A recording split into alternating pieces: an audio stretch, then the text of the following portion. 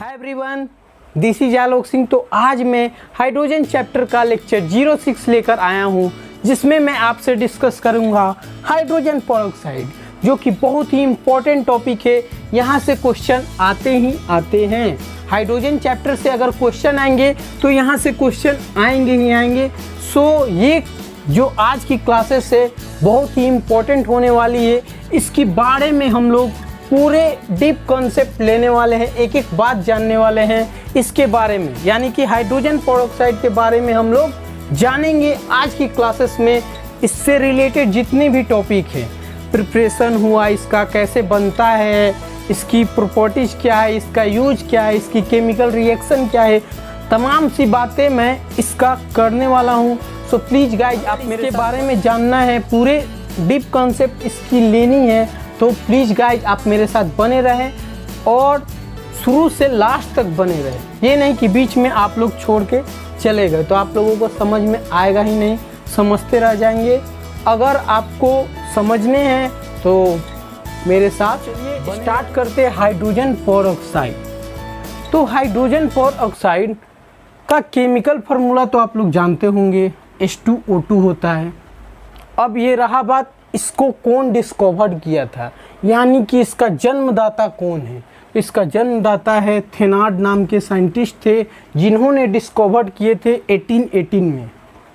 इन्होंने ही डिस्कवर किया था, थेनार्ड नाम के साइंटिस्ट ने ही डिस्कवर किया था हाइड्रोजन पेरोक्साइड को। अब रहा बात, ये किन किन मिक्सचर से बना है, ये तो आप लोगों को पता होना चाहिए किन किन मिक्सचर से बना हुआ है हाइड्रोजन पेरोक्साइड। तो ये आपको H2O एंड O2 के मिक्सचर से बनता है हाइड्रोजन पेरोक्साइड। ये दोनों का कॉम्बिनेशन रहता ही रहता है H2O2 में, यानी H2O का प्रेजेंस जरूरी है एंड ऑक्सीजन का प्रेजेंस जरूरी है हाइड्रोजन पेरोक्साइड को बनाने में। ये दोनों का बहुत ही इम्पोर्टेंट रोल है। अब रहा बात, इसको हम लोग हाइड्रोजन पेरोक्साइड को ऑक्सीजनेटेड वाटर भी बोलते हैं। हाइड्रोजन पेरोक्साइड को हम लोग ऑक्सीजनेटेड वाटर भी बोलते हैं। अब तुम लोग पूछोगे ऑक्सीजनेटेड वाटर होता क्या है, तो ऑक्सीजनेटेड वाटर होता है एक एक्स्ट्रा ऑक्सीजन प्रेजेंट होता है वाटर मॉलिक्यूल में, यानी कि एक एक्स्ट्रा ऑक्सीजन उसमें अगर ऐडअप कर दोगे तो वही हो जाता है ऑक्सीजनेटेड वाटर। जैसे वाटर, एक मामूली सा वाटर लेना, उसमें ऑक्सीजन की मात्रा यानी कि ऑक्सीजन गैस की मात्रा अगर आ गई तो उसी को बोलते हैं ऑक्सीजनेटेड वाटर। देखिए H2O है, ठीक है, पानी है, उसमें मैंने O2 का मिक्सचर मिला दिया, देन जाके बना H2O2, यानी कि एक एक्स्ट्रा ऑक्सीजन प्रेजेंट होना चाहिए वाटर मॉलिक्यूल में, उसी को हम लोग ऑक्सीजनेटेड वाटर बोलते हैं। यानी कि हाइड्रोजन पेरोक्साइड का एक और नाम है जिसको हम लोग बोलते हैं ऑक्सीजनेटेड वाटर। ये क्या होता है, सिंपलेस्ट पेरोक्साइड होता है, ये सिंपल पेरोक्साइड है, ठीक है, it is A simplest peroxide. अब रहा बात, इसका यूज हम लोग कहाँ करते हैं, तो इसका यूज ऑक्सीडाइजर में, ब्लीचिंग एजेंट में एंड एंटीसेप्टिक में यूज करते हैं। यानी एंटीसेप्टिक, जहाँ मान लो मामूली सा कट हो गया हो फेस में या कहीं भी, तो वहाँ पे ये इसका रोल अहम होता है H2O2 का, यानी कि हाइड्रोजन पेरोक्साइड का रोल अहम होता है। और कान में मान लीजिए आपका गंदगी फंस गया है, उसमें भी हम लोग हाइड्रोजन पेरोक्साइड का यूज करके कान की गंदगी को साफ कर सकते हैं H2O2 का यूज करके, ठीक है। एंटीसेप्टिक में तो यूज करते हैं, साथ में ब्लीचिंग एजेंट में भी यूज करते हैं और ऑक्सीडाइजर में भी यूज करते हैं। समझ लीजिए कि फार्मास्यूटिकल इंडस्ट्री में इसका यूज है, ठीक है। It is a slightly more viscous than water, यानी कि पानी की तुलना में ये स्लाइटली विस्कस होता है, यानी कि चिपचिपा थोड़ा सा ज़्यादा होता है H2O2। आप लोग देखिएगा H2O2 आप लोग देखे हैं, नहीं देखे होंगे, मैं दिखाता हूँ। देखिए ये हाइड्रोजन पेरोक्साइड, ठीक है, यही है हाइड्रोजन पेरोक्साइड। इसका अगर मार्केट में आप लोग जाइएगा हाइड्रोजन पेरोक्साइड खरीदने, तो इसमें आप लोग पहले देखिएगा कि ये सॉल्यूशन, इसका हाइड्रोजन पेरोक्साइड का सॉल्यूशन 3% होना चाहिए, 3% से ज़्यादा नहीं होना चाहिए।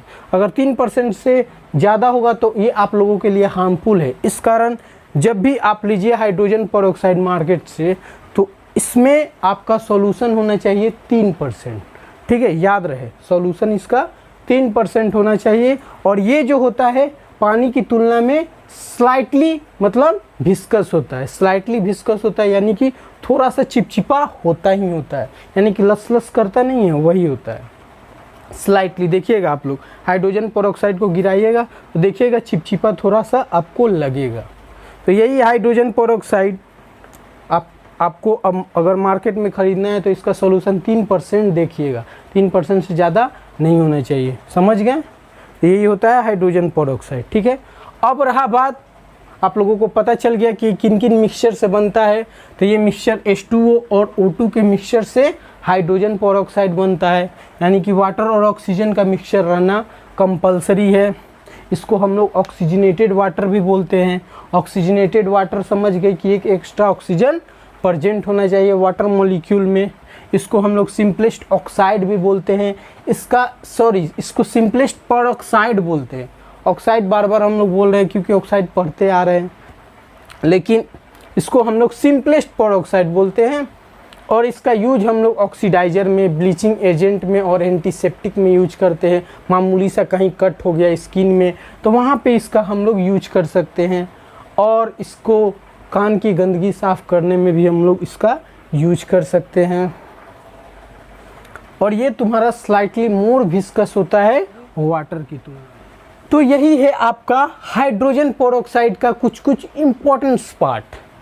बोलते किसको है हाइड्रोजन पेरोक्साइड और ये किन किन मिक्सचर से बनता है ये आप लोगों को पता चल गया। यानी कि कुछ कुछ फीलिंग आ रही होगी आपको हाइड्रोजन पेरोक्साइड के बारे में। किसने डिस्कवर्ड किया आप लोगों को पता चल गया। यही थेनार्ड नाम के जो साइंटिस्ट थे, यही है जन्मदाता हाइड्रोजन पेरोक्साइड के। तो यानी कि आपको कुछ कुछ तो फीलिंग आ रही होगी हाइड्रोजन पेरोक्साइड के बारे में।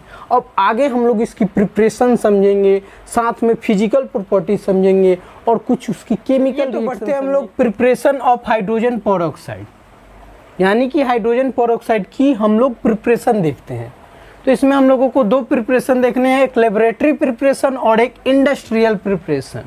तो पहले हम लोग लेबोरेटरी प्रिपरेशन से हाइड्रोजन पेरोक्साइड बनाएंगे, यानी कि लैब में हम लोग कैसे हाइड्रोजन पेरोक्साइड बनाते हैं पहले हम लोग वो सीख लेते हैं। देन आफ्टर हम लोग इंडस्ट्रियल प्रिपरेशन देखेंगे, यानी कि इंडस्ट्रियल लेवल पे कैसे हाइड्रोजन पेरोक्साइड बनता है वो भी हम लोग देख लेंगे।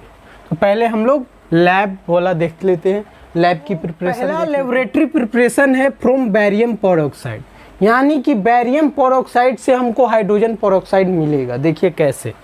तो बैरियम पेरोक्साइड लेना है आपको BaO2 तो आपको पहले क्या करना है, बैरियम पेरोक्साइड लेना है BaO2.8H2O, यानी कि हाइड्रेटेड बैरियम पेरोक्साइड लेना है। हाइड्रेटेड बैरियम पेरोक्साइड को आप लोग acidified using dilute sulphuric acid, यानी कि डाइल्यूट सल्फ्यूरिक एसिड के साथ इसको रिएक्ट कराना है। रिएक्ट कराओगे तो आप लोगों को मिलेगा बैरियम सल्फेट, साथ में हाइड्रोजन पेरोक्साइड और 8 मोल ऑफ वाटर मॉलिक्यूल, यानी कि एक्सेस ऑफ वाटर मॉलिक्यूल मिलेगा। ठीक है। तो इसमें ये जो दोनों है बैरियम सल्फेट और 8 मोल ऑफ वाटर मॉलिक्यूल, ये दोनों का क्या होगा, तो ये तो प्रिसिपिटेट यानी पीपीटी के फॉर्म में क्या होंगे, ये बैठ जाएंगे। ठीक है। तो ये बैठ जाएंगे और वाटर मॉलिक्यूल क्या होगा, रिमूव हो जाएगा, यानी precipitated barium sulphate and excess water is removed. ये जो पीपीटी के फॉर्म में जो निकला है बैरियम सल्फेट और वाटर मॉलिक्यूल, ये दोनों क्या होंगे, रिमूव हो जाएंगे। तो बचेगा क्या, हाइड्रोजन पेरोक्साइड, जो कि हमको उसी का यूज है, उसको हम लोग निकाल लेंगे, उसका जहाँ भी यूज करना हम लोग कर लेंगे। तो ऐसे हम लोग लैब में बनाते हैं हाइड्रोजन पेरोक्साइड विथ किसका यूज करके, बैरियम पेरोक्साइड का यूज करके हम लोग हाइड्रोजन पेरोक्साइड बनाते हैं। सीख लिए कैसे किए। तो हमने हाइड्रेटेड बैरियम पेरोक्साइड लिया, उसको हम लोग डाइल्यूट सल्फ्यूरिक एसिड के साथ रिएक्ट किया, तो देखने को क्या मिला, हमको मिला बैरियम सल्फेट का PPT and excess of water molecule और साथ में आपका हाइड्रोजन पेरोक्साइड जिसकी हमको ज़रूरत थी। तो ये दोनों आए, ये दोनों को हम लोगों ने रिमूव कर दिया, ये दोनों क्या हुआ, रिमूव हो गया। तो बचा क्या, हाइड्रोजन पेरोक्साइड जिसकी हमको ज़रूरत थी, आपको मिल गया। तो ये है पहला laboratory preparation from barium peroxide से। तो ये आप लोग नोट डाउन कर लो। चलिए तो बढ़ते हम लोग सेकेंड प्रिपरेशन की ओर। सेकेंड प्रिपरेशन है बाय इलेक्ट्रोलिसिस, यानी कि इलेक्ट्रोलिसिस की हेल्प से हम लोग बनाएंगे हाइड्रोजन पेरोक्साइड। देखिए कैसे बनाना है हमको। तो क्या करेंगे, फर्स्ट ऑफ ऑल हम लोग electrolysis of 50% H2SO4 is carried out, यानी कि 50% सल्फ्यूरिक एसिड लेना है, ठीक है, वो भी कंसंट्रेटेड सल्फ्यूरिक एसिड लेना है। उसको आप इलेक्ट्रोलिसिस कराओगे तो क्या मिलेगा, twice H plus and twice HSO4 minus, यानी कि एक कैथोड मिलेगा और एक एनोड मिलेगा।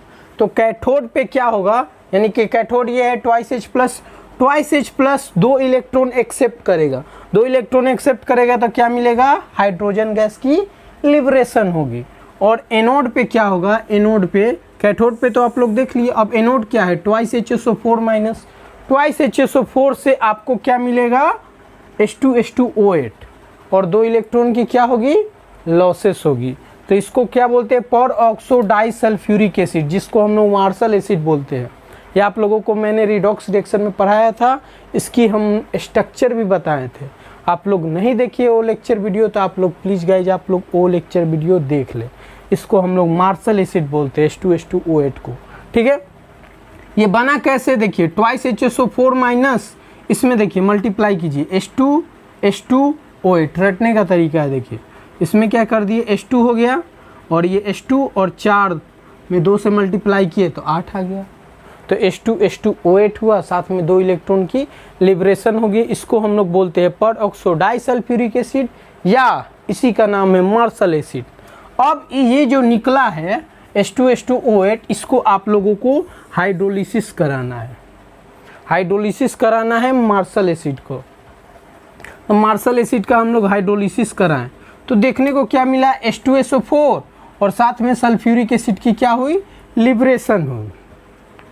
अब रहा बात इसका नाम क्या है, इसको हम लोग कारोज एसिड बोलते हैं। इसका भी मैंने स्ट्रक्चर बताया है और साथ में इसका ऑक्सीडेशन नंबर भी निकालना सिखाया था। तो देखिए मार्शल एसिड को जब हम लोगों ने हाइड्रोलिसिस कराया तो क्या मिला, कारोज एसिड प्लस सल्फ्यूरिक एसिड। अब रहा बात ये जो कारोज एसिड है, कारोज एसिड का अगेन हाइड्रोलिसिस कराएंगे तो क्या मिलेगा, सल्फ्यूरिक एसिड, और जिसकी ज़रूरत थी हमको वो मिल जाएगा, यानी कि हाइड्रोजन पेरोक्साइड मिल जाएगा। यानी कि इतना आप लोग प्रोसेस करेंगे बाय इलेक्ट्रोलिसिस के द्वारा, तो तब जाके आपको मिलेगा हाइड्रोजन पेरोक्साइड। तो इसमें कुछ मैंने नहीं किया, देखिए 50% हम लोगों ने सल्फ्यूरिक एसिड लिया, उसको इलेक्ट्रोलिसिस किया, तो इलेक्ट्रोलिसिस किया तो क्या मिला, ये इलेक्ट्रोलिसिस किया तो ये क्या हुआ, ब्रेक हुआ है कैथोड के फॉर्म में और एक एनोड के फॉर्म में। कैथोड को मैंने अलग किया और एनोड को मैंने अलग किया। कैथोड का रिएक्शन देख लीजिए, ट्वाइस H प्लस 2 इलेक्ट्रॉन का क्या हुआ, यानी कैथोड मीन्स क्या हुआ, रिडक्शन, यानी 2 इलेक्ट्रॉन के क्या होगी इसमें एक्सेप्ट करेगा तो क्या मिलेगा, हाइड्रोजन गैस। जबकि एनोड में क्या होता है, ऑक्सीडेशन, तो ऑक्सीडेशन करा यानी 2 इलेक्ट्रॉन का क्या हुआ, इसमें लिबरेशन हुआ यानी लॉस हुआ। तो इसमें हमको क्या मिला, पर ऑक्सो डाई सल्फ्यूरिक एसिड, जिसको हम लोग मार्शल एसिड बोलते हैं, और इसी का हमको यूज करके हमको हाइड्रोजन पेरोक्साइड बनाना है। इसका हमको कोई भी इन्वॉल्वमेंट नहीं चाहिए। हमारा इन्वॉल्वमेंट किससे है, यानी किसका हम लोग यूज करके बनाए हैं, इसका हम लोग यूज करके बनाए हैं। तो ये एनोड वाला पार्ट लेंगे, उसका हाइड्रोलिसिस कराएंगे। एनोड वाला पार्ट में क्या निकला, H2H2O8, उसको हम लोग हाइड्रोलिसिस कराएं तो पहले क्या मिला, कारोज एसिड प्लस सल्फ्यूरिक एसिड, ठीक है। फिर अगेन हम लोग कारोज एसिड का रिएक्शन कराएं यानी वाटर मॉलिक्यूल से, जिसको हम लोग हाइड्रोलिसिस कराएं, यानी इसी को तो बोलते हैं हाइड्रोलिसिस, वाटर से रिएक्शन कराना। हाइड्रोलिसिस कराएं तो क्या मिला आपको, sulphuric acid and hydrogen peroxide, जिसकी हमको ज़रूरत थी। तो ये आप लोगों को प्रिपरेशन समझ में आ गया होगा। आई थिंक इसमें कोई लोचा नहीं लगा होगा आप लोगों को, बहुत ही आसान है ये, सिंपल। आपको ये सल्फ्यूरिक एसिड याद रखना कि कितना परसेंटेज आपको लेना है, यानी कि कितना कंसनट्रेटेड सल्फ्यूरिक एसिड आपको लेना है। तो 50% कंसनट्रेटेड सल्फ्यूरिक एसिड आपको लेना है, और उसकी हेल्प से आपको बनाने हैं हाइड्रोजन पेरोक्साइड। तो ये हम लोग सारी की सारी जो रिएक्शन पढ़े, पहले जो रिएक्शन पढ़े और ये रिएक्शन जो पढ़े, ये हम लोग लैब में प्रिपेयर कर सकते हैं। अब रहा बात इंडस्ट्रियल प्रिपरेशन, उसकी हम लोग रिएक्शन पढ़ते नहीं हैं क्योंकि वो इंडस्ट्रियल लेवल पे होता है, तो उसकी प्रिपरेशन हम लोग पढ़ते नहीं हैं। हम लोग मेनली लैब की प्रिपरेशन पढ़ते हैं। सो मैंने पढ़ा दिया आप लोगों को, पहला और दूसरा 2 प्रिपरेशन है, सिंपल है। वो बेरियम पेरोक्साइड से कराया है, इलेक्ट्रोलिसिस से कराया है, ठीक है। तो यहाँ तक आप लोगों को कोई प्रॉब्लम नहीं होनी चाहिए। चलिए, इसमें याद करने वाली क्या बातें हैं, तो सिंपल आपको सल्फ्यूरिक एसिड लेना है, ये याद करने वाली बातें हैं। कितना सल्फ्यूरिक एसिड लेना है? 50%। और आपको कैथोड से कोई मतलब नहीं, एनोड पार्ट आपको याद रखने हैं, ठीक है। एनोड पार्ट याद रखने, उसी का 2 बार हाइड्रोलिसिस कराना है। यानी मार्शल एसिड को हाइड्रोलिसिस कराएंगे तो कारोज एसिड मिलेगा, और कारोज एसिड को हाइड्रोलिसिस कराएंगे देन आपको हाइड्रोजन पेरोक्साइड मिलेगा। बस इतना कुछ प्रोसेस आप लोगों को याद रहेगा ना, तो डेफिनेटली ये जितने भी पार्ट है आप लोगों को माइंड में छप जाएंगे। ये नहीं कि देख लीजिए ये लंबा पूरा प्रोसेस है, आप लोगों को मतलब देख के डरना नहीं है। सिंपल इसमें समझना है कि क्या क्या कौन कौन से स्टेप हुए, सारा स्टेप आपको फॉलो करना है और फाइनली आपको पेरोक्साइड। चलिए तो बढ़ते हम लोग आगे समझते हैं storage of hydrogen peroxide. Hydrogen peroxide को कहाँ पे स्टोरेज कर सकते हैं? तो फर्स्ट ऑफ ऑल हम लोग समझते हैं कहाँ पे इसको स्टोरेज नहीं कर सकते हैं। तो इसको हम लोग ग्लास बोतल में स्टोरेज नहीं कर सकते हैं, बिकॉज कि अगर आपने ग्लास बोतल में इसको स्टोरेज किया तो ये तुरंत क्या होंगे, ये डिकम्पोज हो के वाटर प्लस ऑक्सीजन गैस में ये कन्वर्ट हो जाएंगे, ठीक है। उसके बाद क्या होगा, आप अगर बोतल को खोलेंगे तो ऑक्सीजन गैस की क्या होगी, ऑक्सीजन गैस तो बाहर निकल जाएगा, बचेगा क्या, सिंपल पानी। बचाने थे आपको हाइड्रोजन पेरोक्साइड, यानी स्टोर करने थे आपको हाइड्रोजन पेरोक्साइड, बचेगा क्या, सिंपल पानी। तो गलती से भी आप हाइड्रोजन पेरोक्साइड को ग्लास बोतल में स्टोरेज मत कीजिएगा, यानी कि स्टोर मत कीजिएगा, बिकॉज ये तुरंत डिकम्पोज होके वाटर प्लस ऑक्सीजन गैस में कन्वर्ट हो जाएगा और बचेगा क्या, सिंपल पानी। बिकॉज आप लोग बोतल को खोलिएगा तो ऑक्सीजन गैस क्या होगा, रिमूव होगा, बचेगा सिंपल पानी। तो गलती से आपको हाइड्रोजन पेरोक्साइड को आप ग्लास बोतल में स्टोर ना कीजिएगा।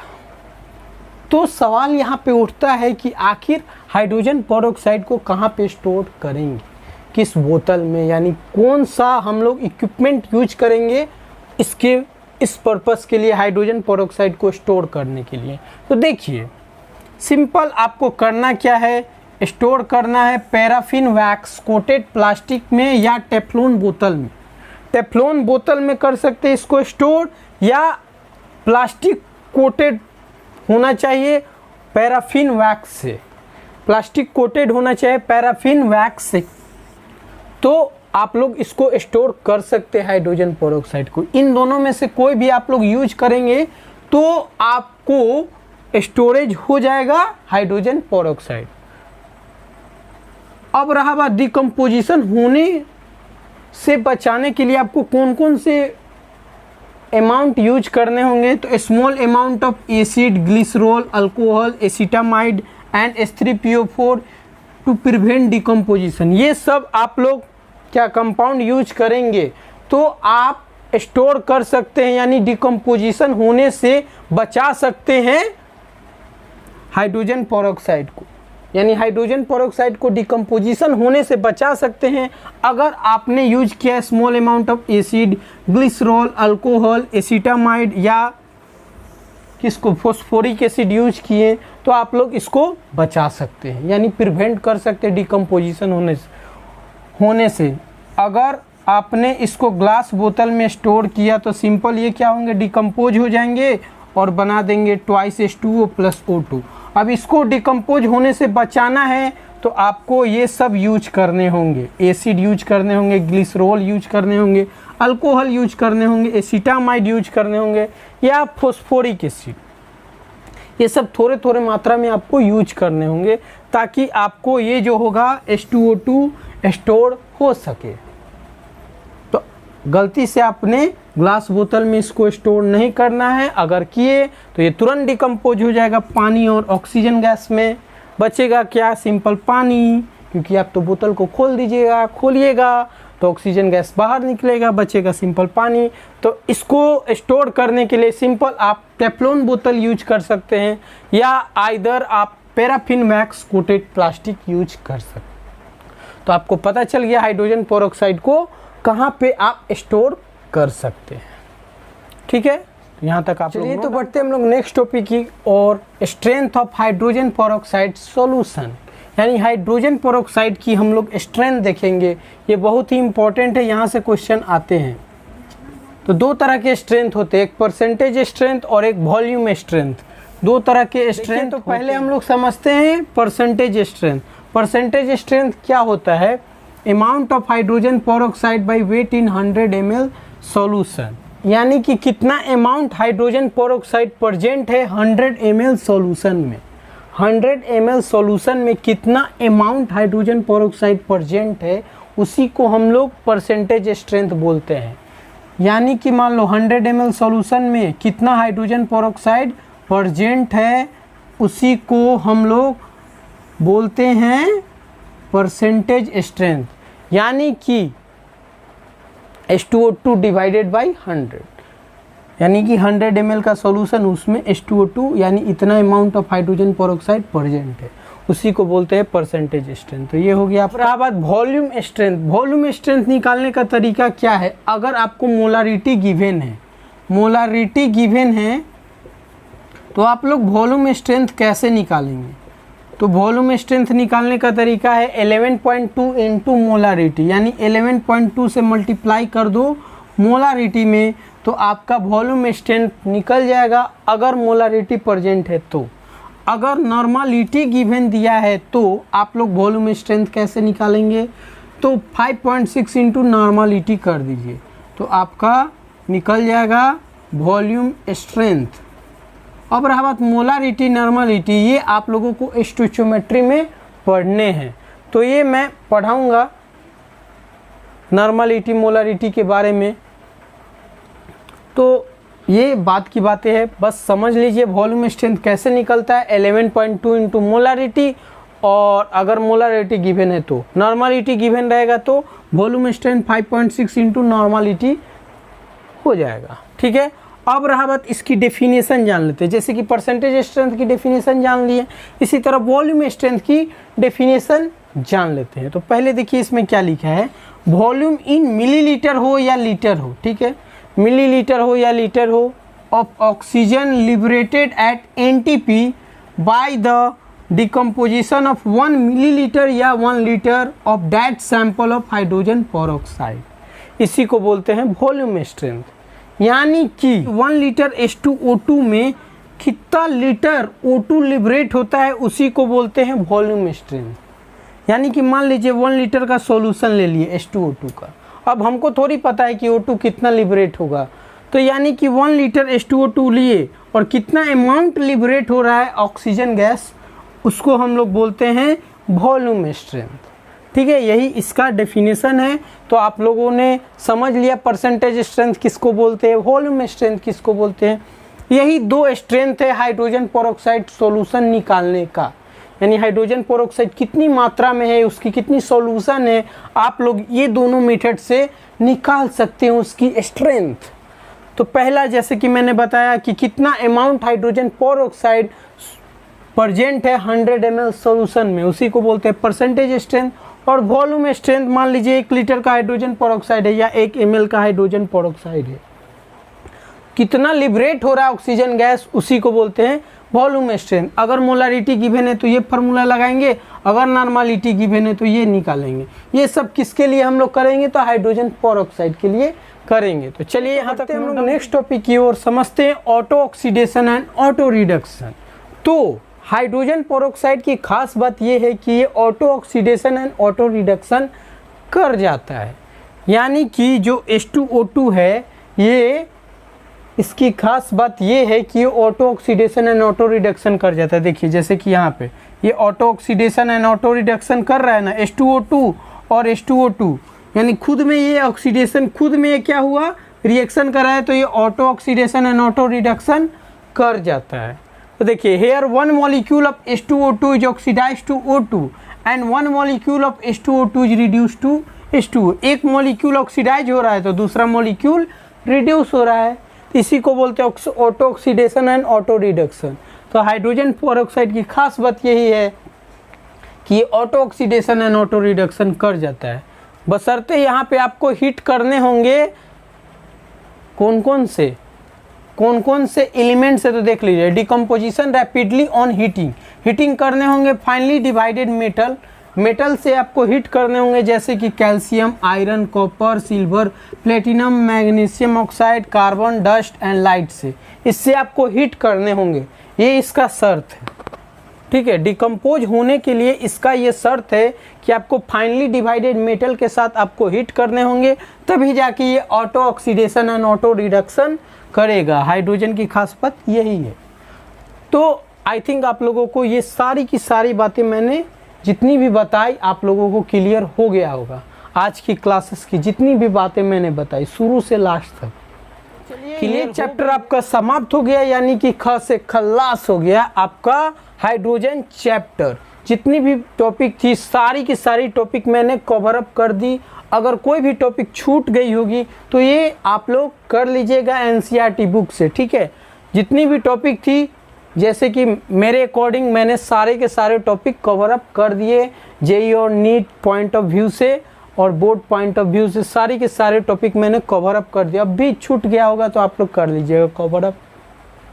ठीक है, एक आपका हार्ड वाटर छूट गया है, सो हार्ड वाटर आप लोग खुद से कर लीजिएगा, उसका क्या होता है रिएक्शन वगैरह आप लोग देख लीजिए। हार्ड वाटर D2O को बोलते हैं। ठीक है, तो ये आप लोग खुद से कर लीजिएगा। तो चलिए आपका ये चैप्टर खल्लास हो गया, तो नेक्स्ट चैप्टर आप लोग सजेस्ट कीजिए कि कौन से चैप्टर मैं डिस्कस करूं।